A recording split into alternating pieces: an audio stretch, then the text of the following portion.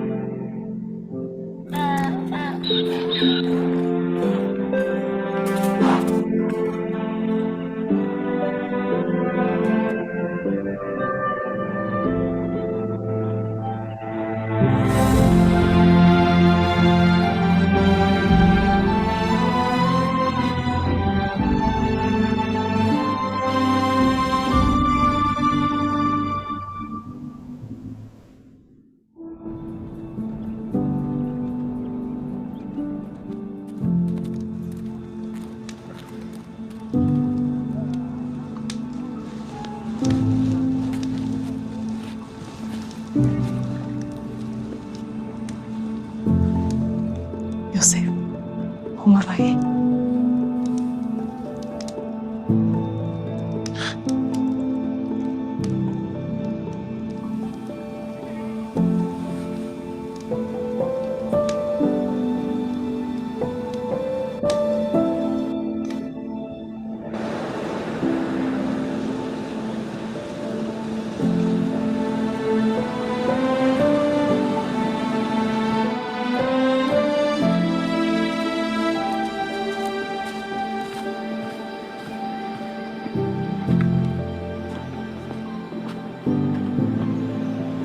Gracias, Zuad.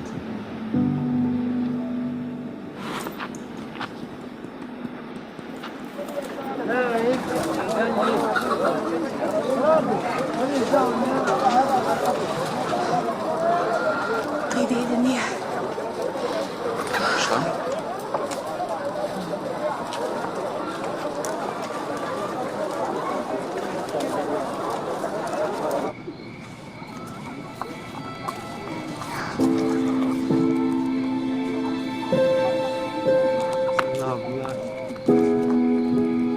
Silang con tay nha ta. Ôi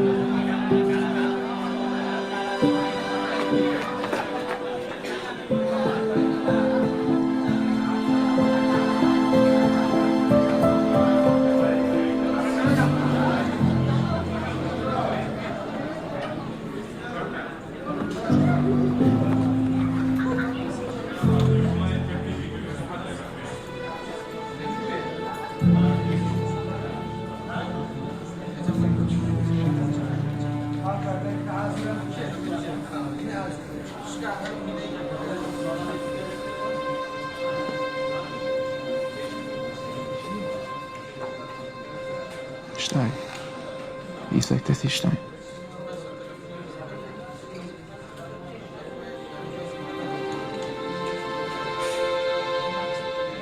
مالك؟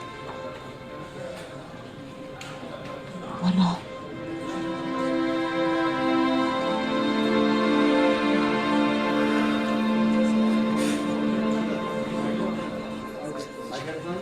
لسه صاروا كلام خليت لنا صار Ito mami. Ito mami.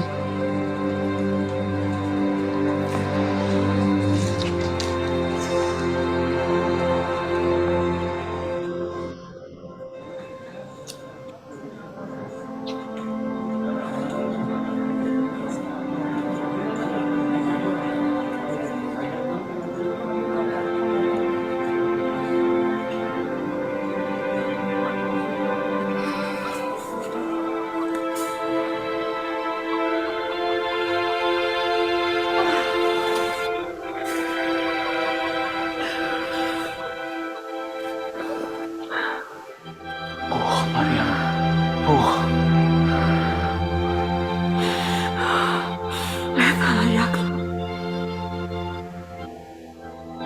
يا كلاد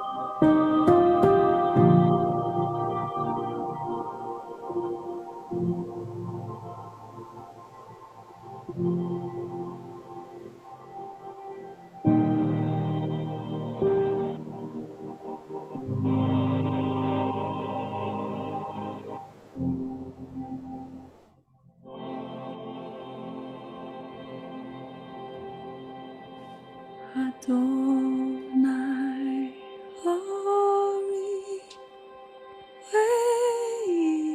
Weisi, Mary, Ira, Adonai, my voice,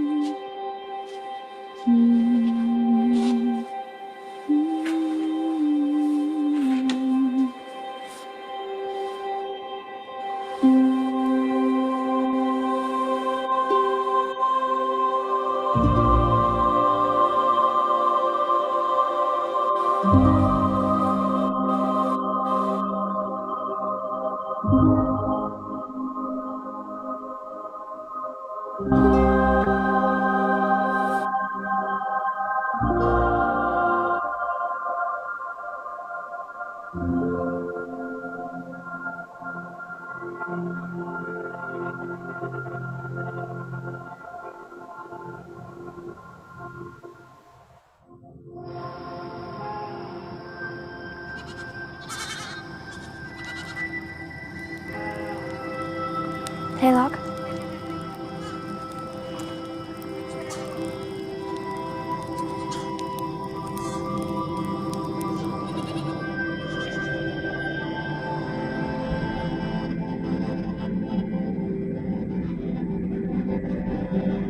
שומעת כלום?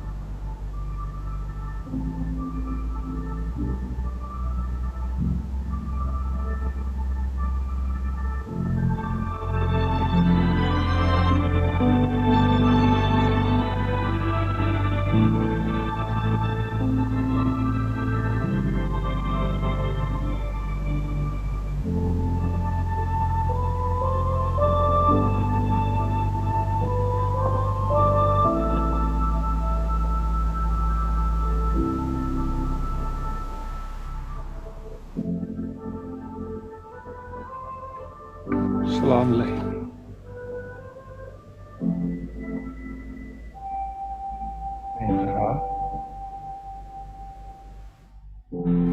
Isso. Isso.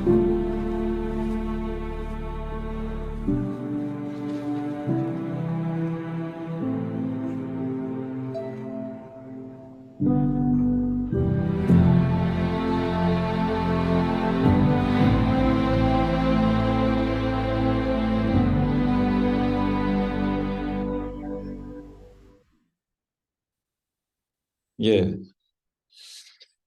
원래 좀 더 보고 싶죠. 아,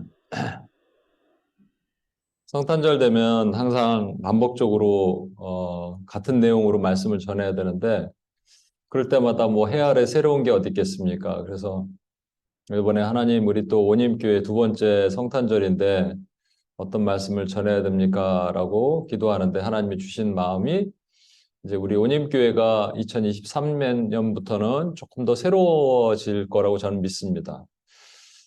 제가 이제 고민하고 있는 건데요. 온임교회 장점이 무엇인가를 부각해야겠다 그랬을 때 우리 UPS 미니스트리랑 같이 연계하니까 내년부터는 조금 이제 나중에 회의를 한번 하겠습니다만 2부 예배를 조금 훈련으로 하면 어떨까 하는 생각이 듭니다. 그리고 주중에 우리 그 코로나 때 모든 교회들이 어려웠지만 살아남은 교회들의 특징을 살펴보니까 스몰 그룹, 우리 CG죠. CG의 스몰 그룹 주중 모임을 하는 교회들만 살아남았대요. 이게 조사 결과입니다.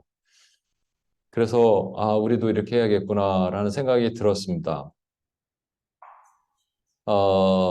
우리 오늘도 유빈자매가 너무나 이게 파워포인트로 준비해서 잘 나눠줬는데 이것도 앞으로는 조금 더 간증, 여러분의 정말 삶을 나누는 시간을 조금 더 여러분의 요약보다는 간증을 좀 더 많이 해서 일주일 동안 그래서 여러분 삶을 알고 나눌 수 있지 않겠습니까? 근데 그런 생각을 해보게 됩니다. 오늘 제목이 낮은 곳으로 임하소서인데요. 이게 원래 한 영화 소설 제목입니다. 영화로도 만들어졌고 그 소설이 별로 기독교적인 소설이 아니에요. 한국 소설인데 반사회적인 어떤 그런 어두운 면을 다루는 소설인데 그러한 상관없이 제가 낮은 곳으로 임하신 주님에 대해서 임하소서가 아니죠. 원래는 임하셨습니다인데 제가 이렇게 제목을 지어봤습니다. 우리에게는 선입견이라는 것이 있습니다, 여러분. 무언가를 어떠한 사람이나 사물이나 혹은 이론, 사상에 대해서 우리가 직접적으로 경험해 보지 않았지만 그것이 내 내면 세계에 고착화돼서 생긴 견해를 선입견이라고 합니다. 프레저디스. 프레저디스가 그러니까 미리 경험하지 않은 것, 그러니까 직접 경험하지 않은 것이 키워드가 되겠죠. 예를 들면은 뭐 시골 사람들은 다 순진하다. 뭐 덩치가 크면 둔하다. 또는 뭐 이쁘면 성격이 못됐다. 우리가 그런 생각을 하는데 이게 내가 직접 경험을 해서 그런 게 아니라 그렇다더라라는 것으로 우리가 얘기할 수 있잖아요. 그런가 하면 한국말로는 거의 후입견이란 말을 잘 안 쓰는데 영어는 있어요. 포스트 저디스가 있어요. 그건 뭐냐면 내가 경험한 바를 기초로 얘기를 하는 겁니다.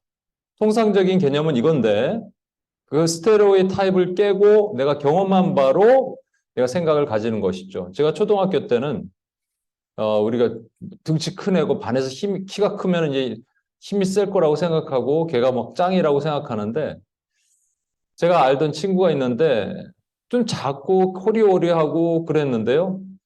씨름대회를 했는데 걔가 1등을 했어요. 근데 얘가 아버지가 태권도 관장이었습니다. 그래서 막 아버지가 무술을 단련시킨 거예요, 어렸을 때부터. 그래갖고 그 조그만 애가 그 큰 애들 다 넘어뜨렸어요. 그때 제가 생각한 게 뭐겠습니까? 그것을 경험해서, 등치가 크고 힘이 세다고, 뭐 키가 크다고 반드시 힘이 센 건 아니다라는 것을 제가 경험했죠. 그런데 이 선입견이나 후입견과 좀 다른 말이 하나가 있습니다. 그 영어로는 뭐 편견도 prejudice라고 할 수 있겠지만 편견이란 말인데 이게 bias죠, bias. 선입견은요 반드시 부정적인 것이 아닙니다. 긍정적인 선입견도 있어요. 또 부정적인 선입견도 있지만 편견은 부정적인 의미로 쓰입니다. 그래서 이런 것이죠. 예를 들면은 내가 어떤 편견을 가지고 있을 때 왜 편견을 가지고 있는가 잘 생각해 보십시오. 바이어스가 있으면 내가 생각하는 게 맞기 때문에 그런 거예요. 그렇죠? 내가 생각하는 저것이 맞다라고 생각하기 때문에 편견이 생깁니다. 편견은 편견으로 끝나지 않고요. 편견은 반드시 예를 들어서 저 사람은 나와 다르다라는 편견을 가지고 있다면 그 다음에 가지고 있는 생각은 그럼 저 사람은 내가 상대할 사람이 아니다라는 편애를 가지게 됩니다. 그러니까 리더십 훈련할 때 우리 편견, 편애는 절대로 리더가 가져서는 안 될 것이라고 제가 여러 번 말씀드립니다. 그렇죠? 근데 오늘 편견, 편애가 이제 예수님께서 높은 곳에서 낮은 곳으로 임하시는 모든 과정에서 우리가 볼 수가 있어요. 편견, 편애는 개인의 뿐만 아니라 한 사회와 한 국가에도 동일하게 존재하고요. 그것이 영향을 줄 수 있습니다. 우리 편견, 편애가 가장 심한 나라가 어디냐? 그러면 인도를 꼽을 수가 있어요. 왜냐하면 인도는 카스트 제도에 의해서 4개 그룹이, 계층이 있잖아요. 뭐 브라만부터 시작해서 이렇게 쭉 있죠. 어, 그 인도 사람들은 여러분 그 라스트 네임만 들어도 성만 들어도 그가 어디 계층에 속했는지를 알 수 있다고 얘기합니다. 왜냐하면 그 같은 계층끼리 결혼하기 때문에 그 결혼하는 그룹의 라스트 네임이 비슷한 거예요. 항상 그런 것이죠. 그래서 제가 예전에 여기 미국에서 일할 때 그 뭐 인도 사람들 몇 분이 있었거든요. 이제 그들 중에서도 딱 보면 아는 거예요. 저기는 좀 나보다 밑에고 저기는 나보다 위에고 이런 것들을 벌써 알 수 있다고 얘기하더라고요. 제가 여기 남양주라는 곳에 온누리 M센터에 그 힌디 예배를 간 적이 있었습니다. 그 이제 거기 그 조나단 선교사님이라는 분이 우리 지난번에 UPS 예배 때 오셨죠? 그 조나단 선교사님이 이제 나와서 소개를 해달라 그래서 UPS랑 이제 온임교회 입장으로 갔으니까 온임교회를 소개를 했어요. 소개를 다 하고 그냥 조크로 한마디 더 했습니다. 그래서 저는 사실은 제 라스트 네임이 킴인데 우리 그 라스트 네임에는 각각의 그 어떤 트라이브이 있다. 어떤 그 종류가 있는데 나는 김의 김이라는 건데 이 김의 김은 왕족의 후손이다. 왕족의 후손인데 그 왕의 부인이 누구였냐면 인도 공주였다. 그래서 나는 여러분과 피가 좀 섞여 있다. 이렇게 뭐 재밌게 얘기를 했어요. 근데 이제 그 말을 트랜슬레이트 한 형제가 있는데 그 형제가 이제 인도 사람인데 한국어를 꽤 잘해요. 그래서 이제 이렇게 인도 말로 통역을 하는 거예요. 그러다가 제가 이 얘기를 하니까 갑자기 진짜로요? 그러더니 오 마이 갓 이러는 거예요. 왜 그러세요? 그랬어요. 그랬더니 우리 아내가 김혜김 씨예요. 이러는 거예요. 저는 몰랐어요. 그러더니 정말 심각하게 오 마이 갓 또 한 번 그러는 겁니다.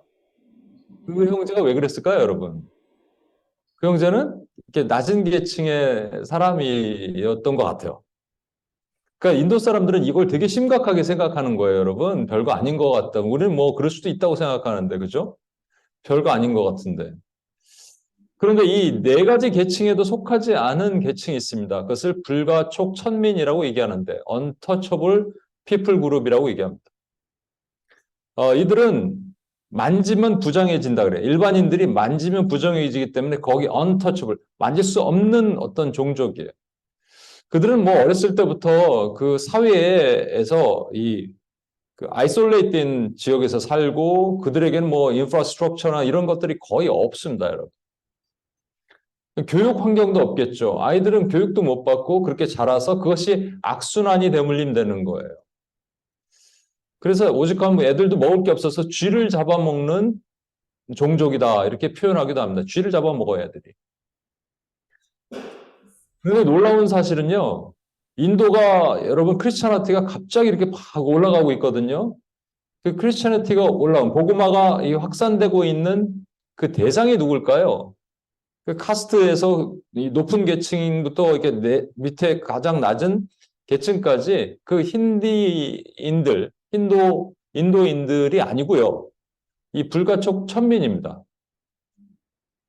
왜 그랬을까요? 그러니까 높은 사람들은 복음을 받아들일 이유가 별로 없어요. 아쉬울 게 별로 없거든요.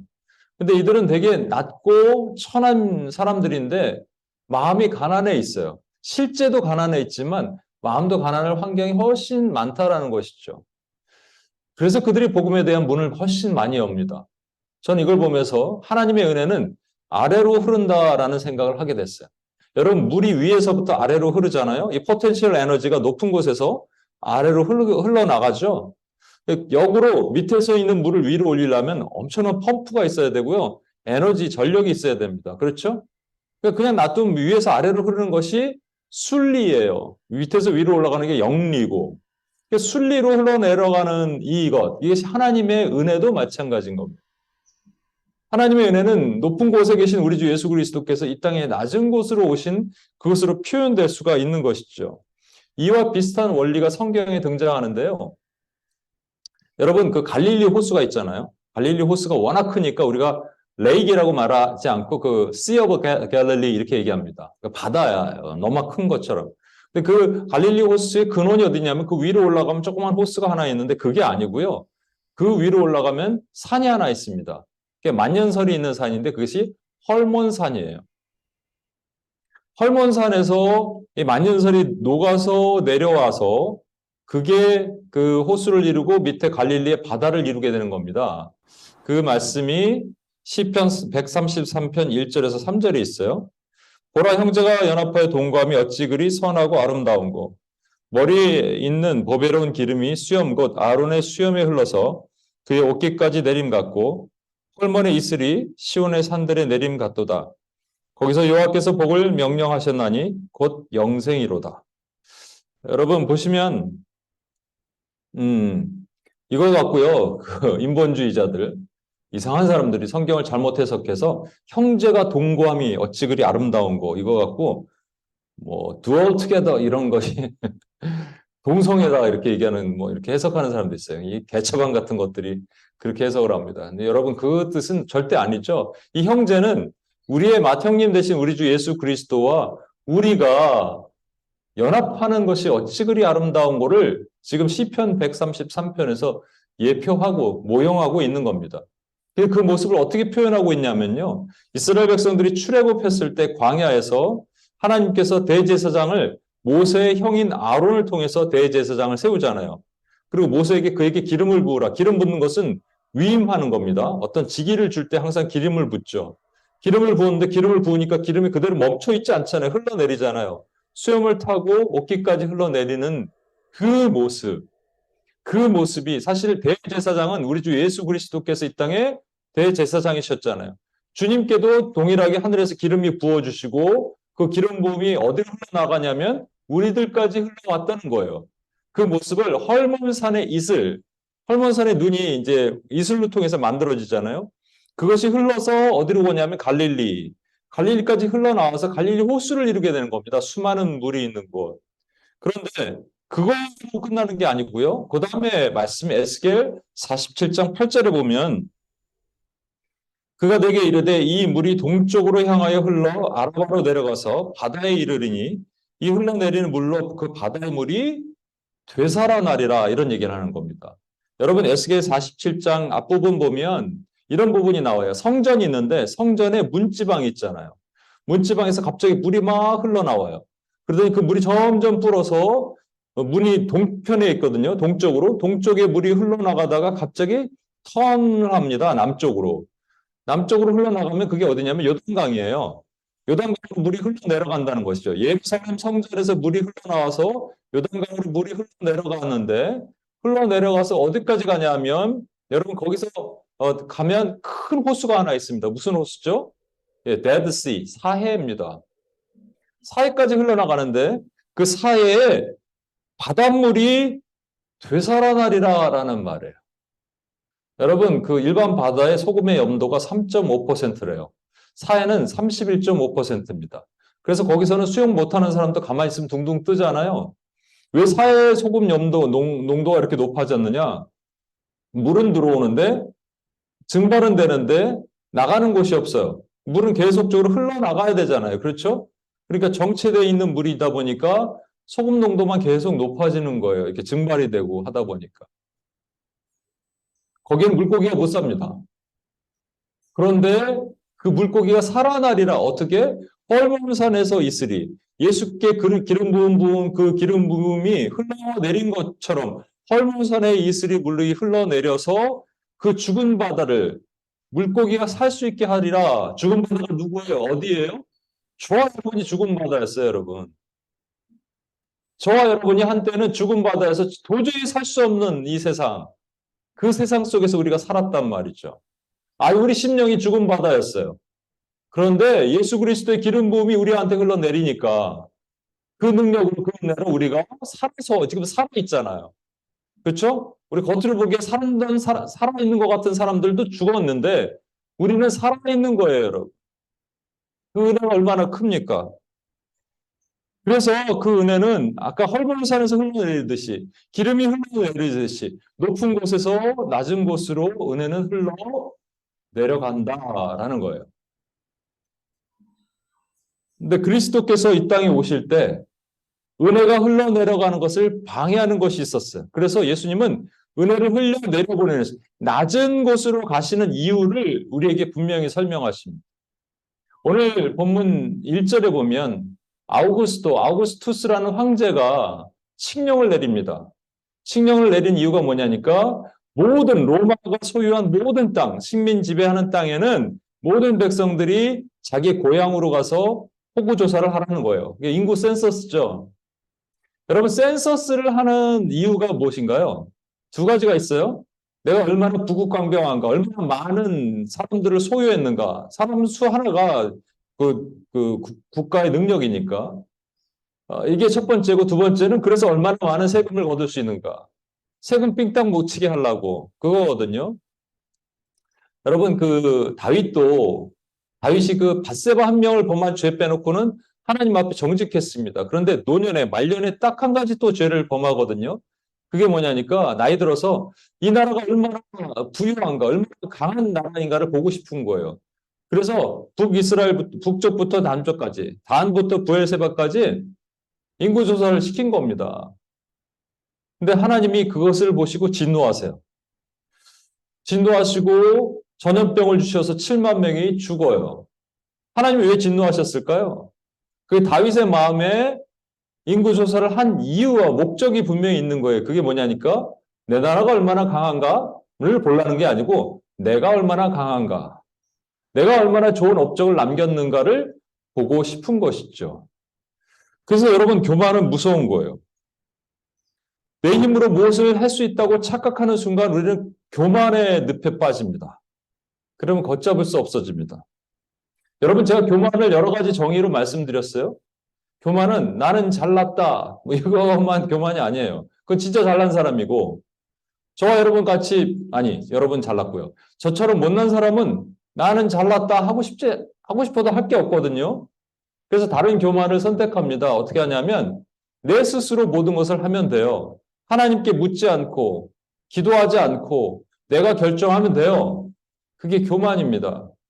그래야 혹시라도 잘 되잖아요. 그럼 내 능력으로 한 것 같은 거예요. 내 힘으로 한 것 같은 거예요. 그게 싹 올라올 때가 있거든요.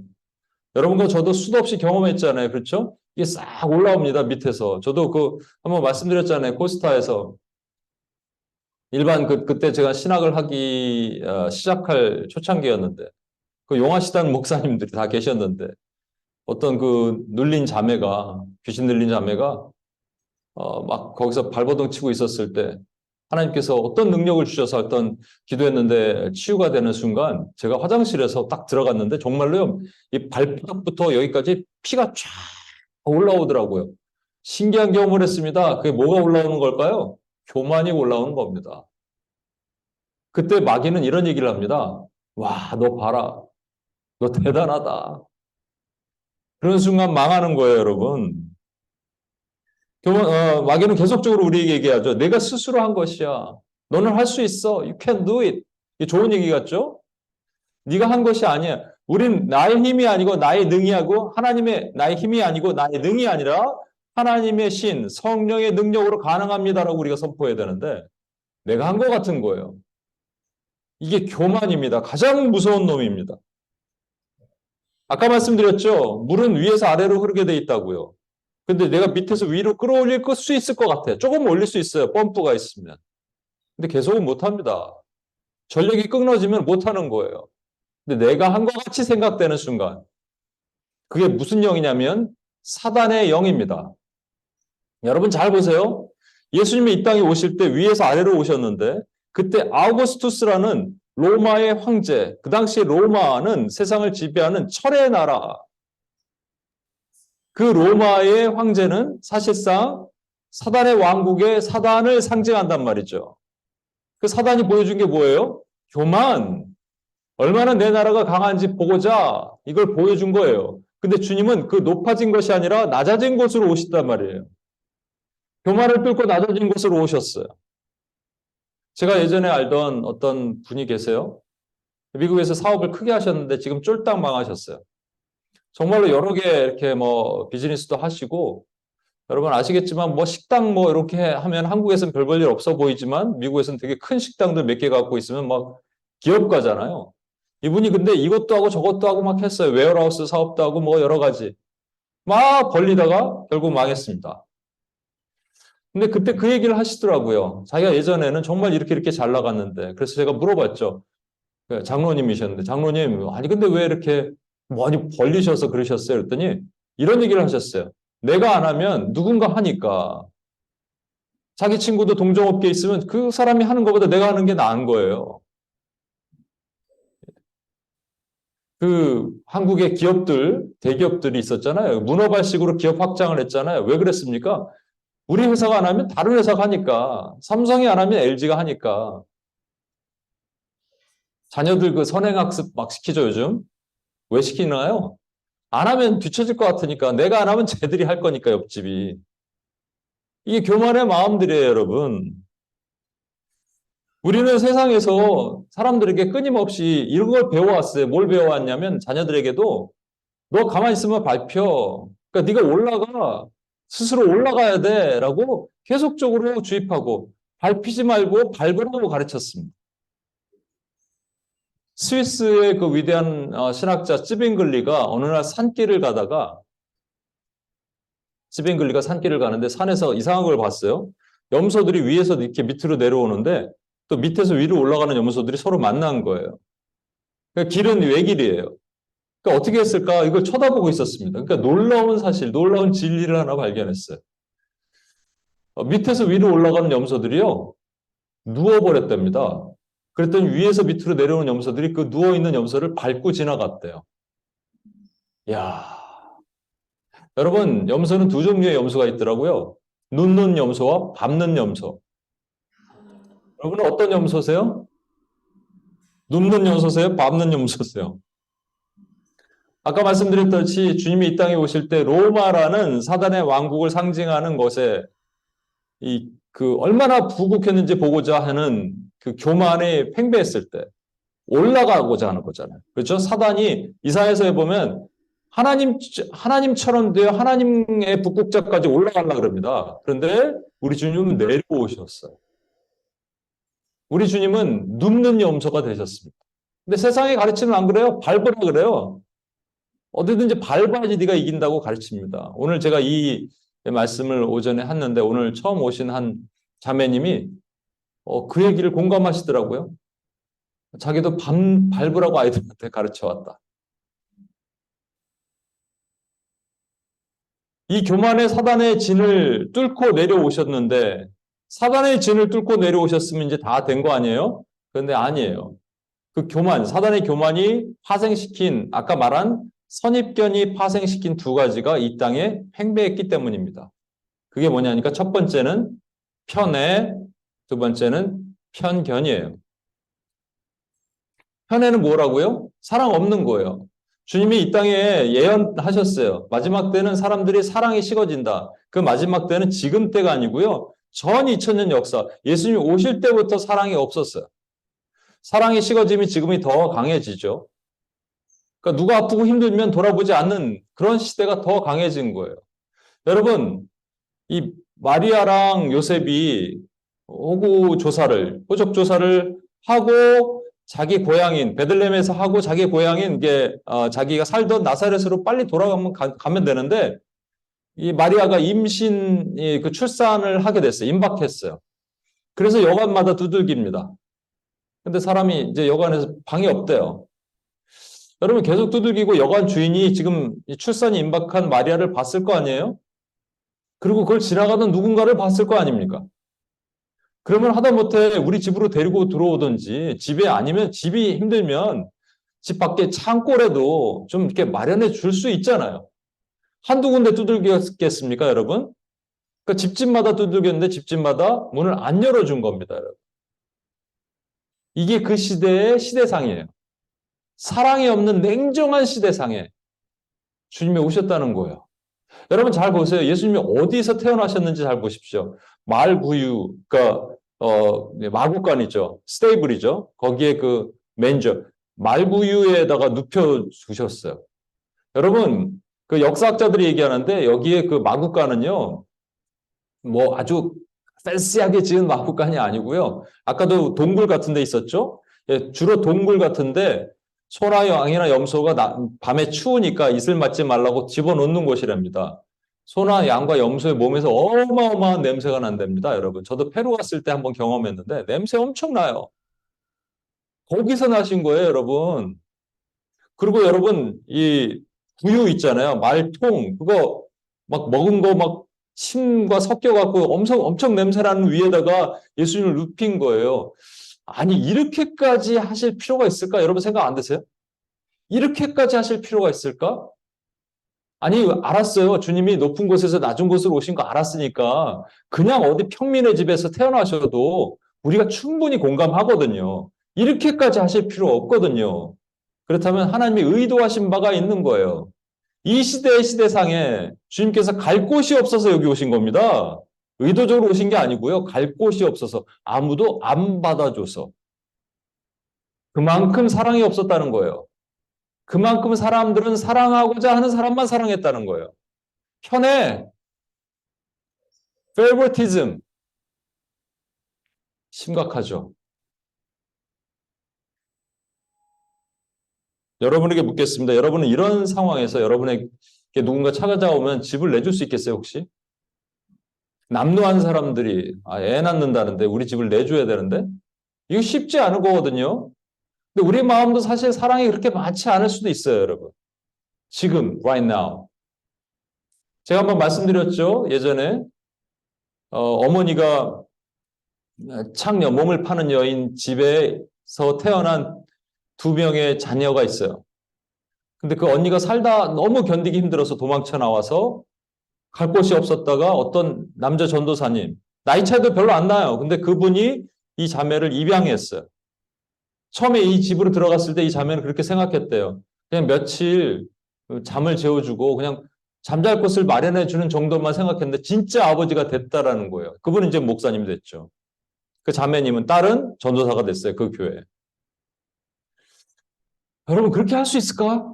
저는 못할 것 같아요. 솔직히 말씀드리면. 내 방을 내줘야 되는데 여러분 아무리 불쌍해도 여러분 방을 내줄 수 있겠어요? 솔직히? 근데 저희 가족 얘기해서 죄송한데 저희 누나가 그 부모님이 없는 고아를 초등학교 때부터 돕기 시작했습니다. 초, 중, 고 물질로 필요하면 찾아가서 이거 쉽지 않아요, 여러분. 1, 2년은 할 수 있는데 막 10년 넘게 할 수 있을까요, 여러분? 과연? 이 시대는 사랑이 그만큼 없다니까요. 아까 주님이 왜 말구에 태어나셨느냐? 그냥 낮은 곳, 천한 곳에 태어나신 것을 보여주시고자 하는 것도 있겠지만 진짜 보여주시고자 하는 것은 이 시대에 사랑이 없었다라는 걸 보여주고자 하시는 거예요. 우리 마음에 사랑이 있습니까, 여러분? 제가 여러분 지금 점검을 해볼 수 있어요? 일주일 내내 누구 만나고 뭐 하고 계시는지, 뭐 기도 열심히 하고 성경 열심히 읽고, 근데 여러분이 사랑을 흘릴 곳을 선택하지 않고 그냥 내가 좋아하는 사람만 같이 있으면 그거는 아니에요. 그거는 딱 주님이 오셨을 때 그 모습 때문에 주님이 마국간으로 가신 겁니다. 말구에 나신 거예요. 우리의 그 모습 때문에. 제가 사실은 요즘 많이 회개를 해요. 그리고 여러분 이름 한 명 한 명 불러가면서 기도할 때 며칠 전부터 하나님이 이 마음을 열어주시기 시작하셨어요. 내 마음을 눈 녹듯이 녹게 하시면서 신비한 경험을 하는 거예요. 여러분을 더 사랑하게 됐어요. 사랑이 뭔가 막혔는데 사랑을 더 사랑하게 됐어요. 긍휼한 마음을 갖게 하셨습니다. 여러분, 나 때문에 주님이 다른 사람이 아니고요. 나 때문에 주님이 말구에서 누우셨어요.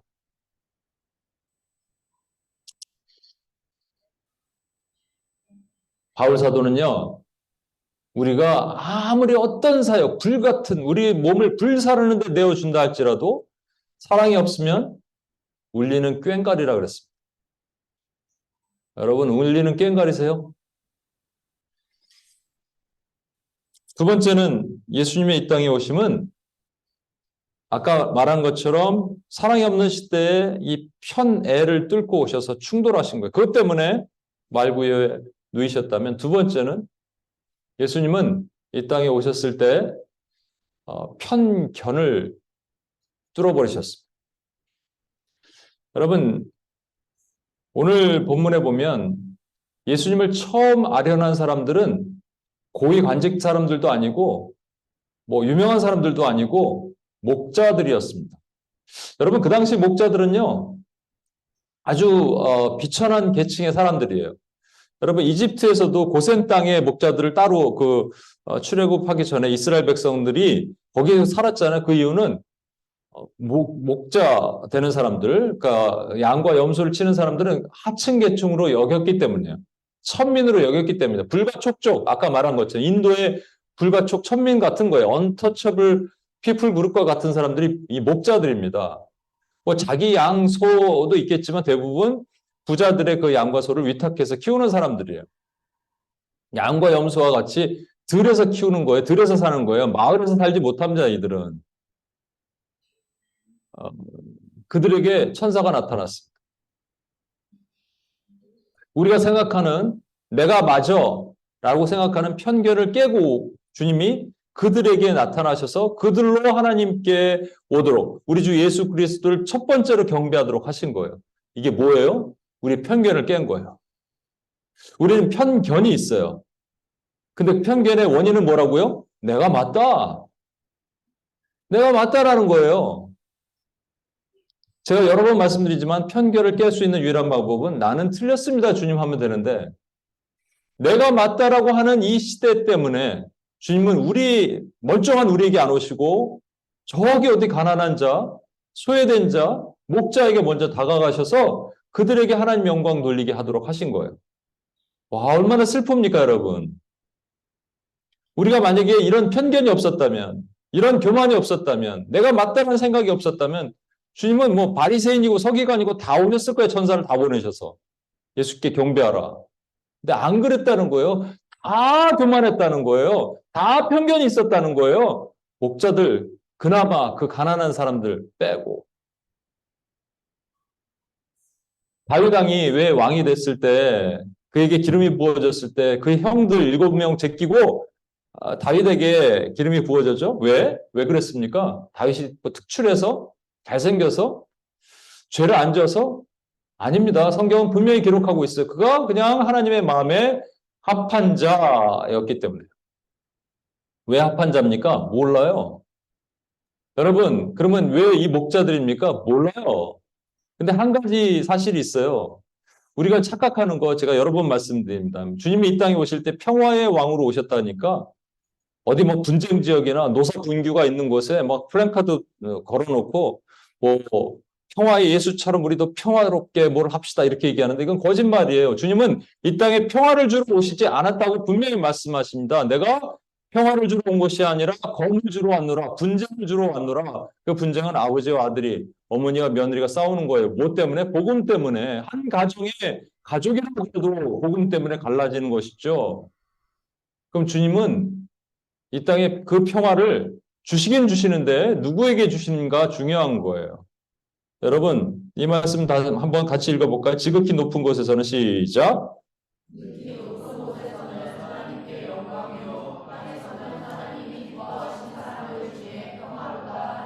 영어로 한번 읽어볼게요. Glory to God. 시작.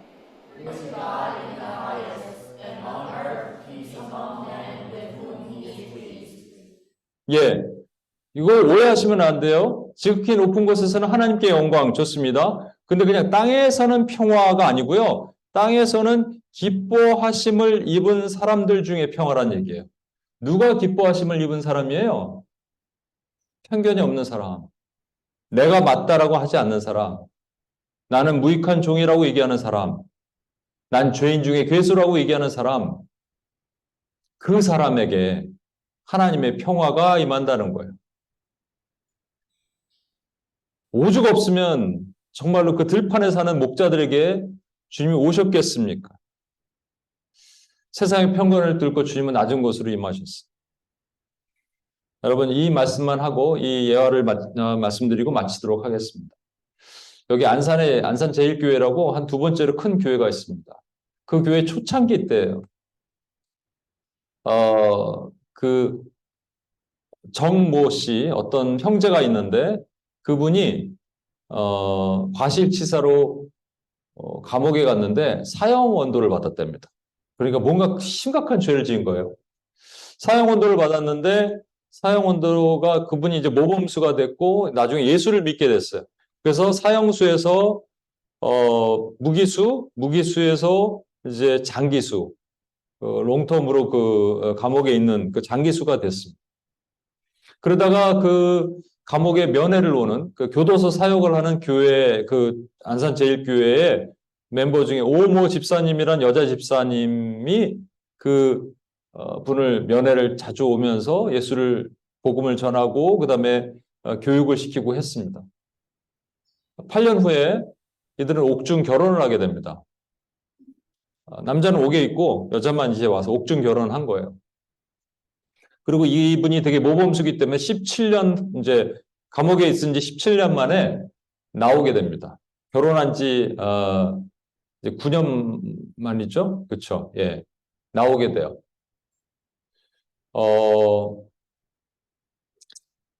그리고 나서 이삭 장애인 선교회라는 것을 세우고요. 자비랑 선교사로 섬겨요. 그리고 그 교회 가서 이제 집사님이 되죠. 두 분 다. 이 스토리, 근데 결정적인 스토리는 뭐냐면 이분이요, 이 지금 감옥에 있다가 나오신 분이 정 집사님이라는 분이 미국 유학파입니다. 그리고 의대생이에요. 그 종합병원에 치과 인턴까지 했던 사람이에요. 뭔가 실수로 이렇게 감옥에 가게 된 거였죠. 예전에는 웬만하면 사형 이렇게 언도를 했잖아요. 근데 중요한 것은 그의 아내 되는 오 집사님이 초등학교 4학년 중퇴고요. 두 다리를 쓸 수 없는 지체 장애인입니다. 와, 여러분 영화 보면 막 그렇게 그 여자친구가 헌신적으로 남자가 막 공부할 때 고시 공부할 때 막 도와주다가 검사가 됐더니 헌신짝처럼 차는 일 많이 있잖아요. 근데 이분은 그렇지 않았어요. 17년 동안 자기를 옥바라지 해준 그 아내를 자기는 버릴 수가 없는 거죠. 그래서 비록 초등학교밖에 못 나왔고 비록 두 다리를 걸을 수 없다 해도 자기가 그 아내를 극진하게 사랑하는 그 소문이 퍼졌어요. 그래서 사람들이 그분 보려고 요즘같이 뭐 인터넷, SNS 이렇게 막 활발하게 할 때가 아니잖아요. 소문이, 입소문이 퍼진 거예요. 그거 보려고 교인들, 사람들이 몰려들기 시작했답니다, 여러분. 근데 저는 불현듯 이런 생각을 해봤어요. 여러분,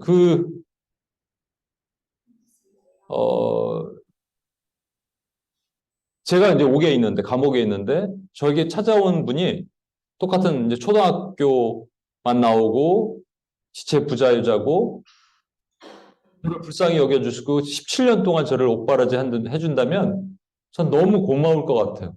저도 나오면 아마 그분을 놓지 않고 사랑할 것 같아요.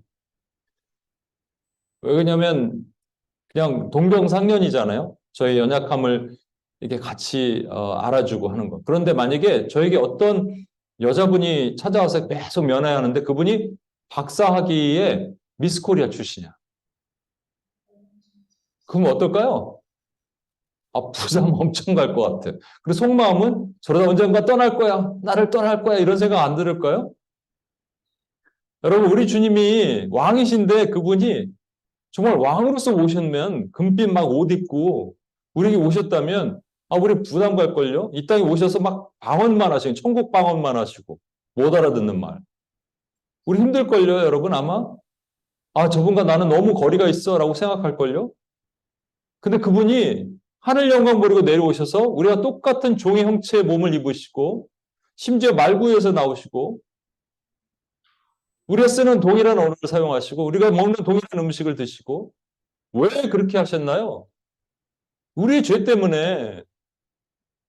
왜 말구입구 안에 태어나셨나요? 왜 마구간에서 태어나셨나요? 우리 사랑 없음 때문에. 왜 이 유명한 사람들 다 제껴놓고 목자들 부르셨나요? 우리의 편견 때문에.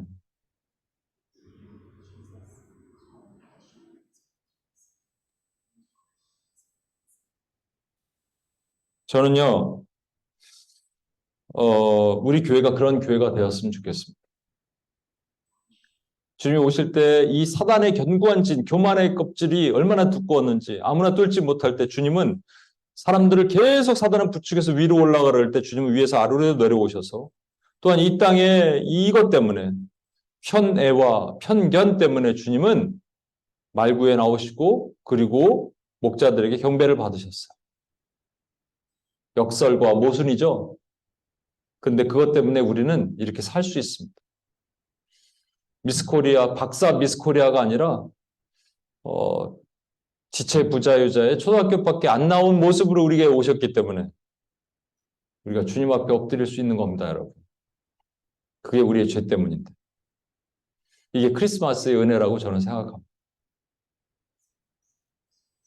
우리 원님교회는 그런 소문이 나는 교회가 됩시다. 그렇게 합시다, 여러분. 우리 안에 사랑이 넘치기를 원합니다. 그래서 기도해보면 되는 거예요, 여러분. 우리 안에 서로 먼저 사랑하고 그리고 우리 밖에 있는 사람들을 사랑하고 나 때문에 말구에 냄새나는 곳에 오셨는데 나 때문이에요, 여러분. 그럼 우리가 주님의 사랑하는 종들이 될 수 있을 거라 믿습니다, 여러분. 아까 이 찬양을 하려고 그랬는데 이 찬양이 사실은 아까 우리 성현자매가 이미 했네요. 그래서 1절만 하고요. 그리고 같이 한번 기도하겠습니다.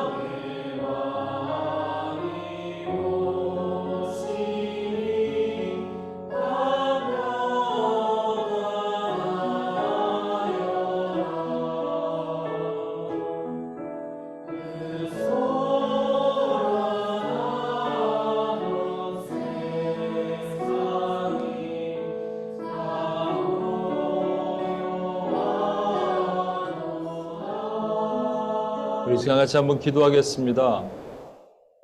주님 오실 때 이 세상은 아우구스투스의 그 인구 센서스가 의미하는 바대로 교만했습니다. 우리가 끊임없이 교만해서 높아지기를 원하는 것과 동일하게. 근데 주님은 역으로 역행하셨죠? 낮아지셨어요. 그리고 우리에게 무엇을 말씀하시냐? 주님이 왜 굳이 그 마국간에 냄새나는 곳에서 나오셔야 됐냐면 아무도 안 받아줬기 때문에 사랑 없음, 편애. 그리고 주님이 왜 목자를 세우셨냐면 우리의 편견, 내가 맞다. 이 두 가지는요, 치명적인 겁니다. 이것 때문에 주님 이 땅에 오셨어요. 이거 깨려고 오셨어요. 그리고 우리에게 말씀하십니다. 난 너희가 사랑이 많았으면 좋겠어. 난 너희가 내가 맞다라고 말하지 않았으면 좋겠어. 저와 여러분 안에 이것이 있다면 주여 엎드립시다. 주님 앞에 고백하고 기도하고 나갈 때 성령께서 우리를 치유하시고 고쳐주셨으면 좋겠어요. 우리가 한 번만 기도하고 주님 앞에 나가겠습니다. 같이 한번 기도하겠습니다.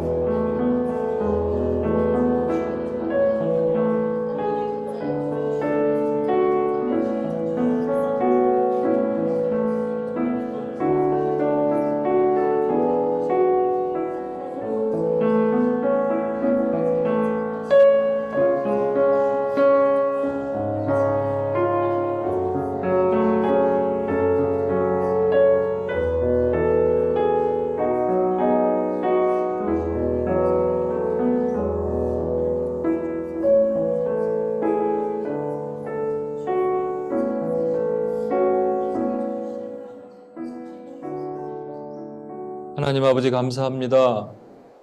주님 와주셔서 감사하고 무엇보다도 낮아져 주셔서 감사합니다. 근데 낮아지심이 우리의 죄 때문임을 깨닫게 되었습니다. 그렇게까지 하실 필요 없는데 그렇게 하신 것은 우리의 죄 때문입니다. 사랑 없고 내가 맞다라는 이 교만함, 편애와 편견이 주님을 그렇게 비천한 곳으로 낮아지게 하셨습니다. 만들었습니다. 주여, 우리가 주님을 닮기를 원합니다. 주님 이 땅에 올려서 그 모든 것을 품고 흘리셨던 것처럼 우리 온임교회가 그렇게 되길 소망합니다.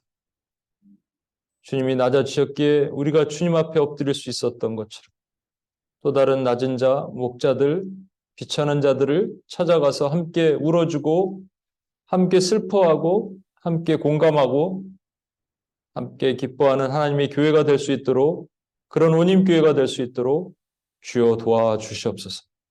우리 구원하신 예수님의 이름으로 기도합니다. 아멘.